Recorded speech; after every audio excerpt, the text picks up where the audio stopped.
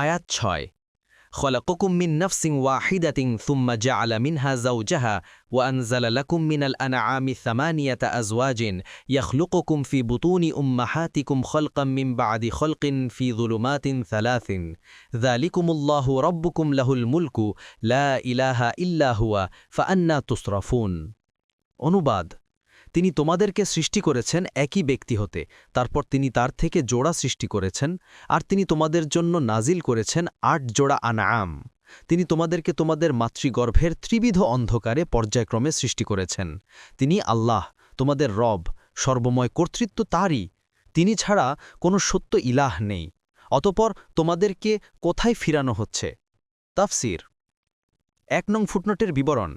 এ কথার অর্থ এ নয় যে প্রথমে আদম থেকে মানুষকে সৃষ্টি করেছেন এবং পরে তার স্ত্রী হাওয়াকে সৃষ্টি করেছেন।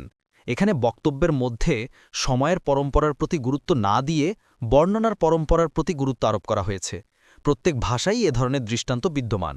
যেমন আমরা বলি, তুমি আজ যা করেছ তা জানি, এবং গতকাল যা করেছ তাও আমার জানা আছে।